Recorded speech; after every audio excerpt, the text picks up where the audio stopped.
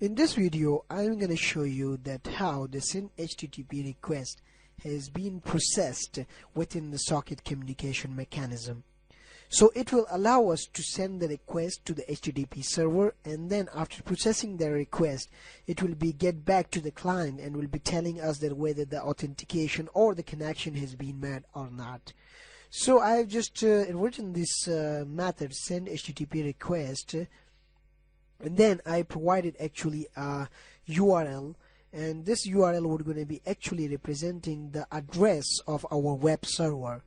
And this is actually a result, the result which we're going to be actually using for reading the input line of the stream, which is actually coming inside. So for example, if a stream of connection like hello world is coming and we are actually reading it, so for that purpose we're going to use the result, and we're going to start and store that input stream inside the result. The next we have is actually a URL.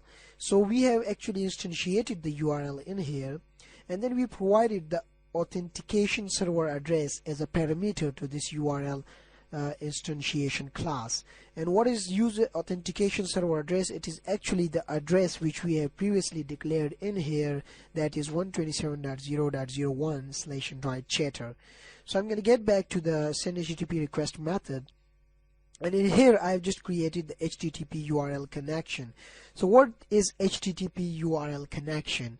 HTTP URL connection is actually used to make a single request, but the underlying network connection to the HTTP server may be shared by multiple instances. So for that purposes we use HTTP URL connection, and then we actually instantiate the HTTP URL connection by opening the connection. So what does it really mean? By open connection we means that we are actually opening all the gates for the communication and for sending the HTTP request to the server. And then we have is actually the setDoOutput method. setDoOutput method provides the capability of setting the doOutput field for the URL connection of the specified field. A URL connection can be used for input and output. So if you are intending to make or to set the URL connection for output, you're going to make it true. So that is why we actually set the doOutput method actually to true. So we are actually going to make the URL connection for output. The next one is we are using the print writer. So what does print writer do? It actually prints the formatted representation objects to a text output stream. So that is why we are actually using the same kind of technology for the connection through which we are actually getting the output stream. So now we are actually using the out.println, and we are actually printing the parameters which are going to be enclosed in, and then after that we are closing the print writer class. The next we are using in here is the buffer reader. Buffer reader is actually used for reading a kind of text file. So for example, the incoming connection is online or hello world or anything like that.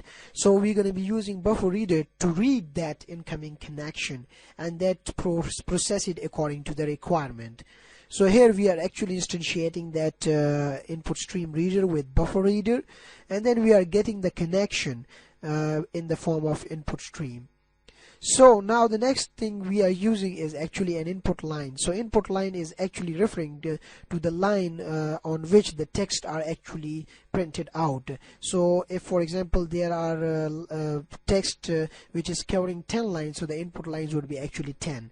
So if the input, so what we are doing is actually we are reading the text string with the help of buffer reader and storing it inside the input line variable, that is actually a string variable, and we are stating that if it is not equal to null, then the while loop will be running until that, and then put the result, put everything in a result variable by concatenating the input line with the result. Concate means concatenation. So what does it really mean? For example, if we have a string of text and we are actually reading from that string of text, like for example hello world, so it starts with H and ends with D, so we are actually starting from H and then reading it and until the D appears. So until the D appears, the while loop will run, and the while loop will run until the D appears, and after the D finishes we will store and we will actually concatenate each and every line with the result and will store it inside a result variable, and then we will close the buffer, and then we will actually catch the malformed URL exception. This exception is thrown to indicate that a malformed URL has been thrown out or catched it. Input-output exception is used when we are dealing with reading and outputting something, like reading from the data or writing to that file. So we then use input-output exception. So if anything happens in that case, we're going to catch that out. And if the text length, which is actually stored in a result, is equal to 0, then what you're going to have to do is, then you're going to have to put everything inside a result variable, and that would be actually the HTTP request failed, which means that there is nothing to read on, there is no connection input stream, and we have nothing to read on, and that will be stored in a result with a request of failed, and then we're going to return the result.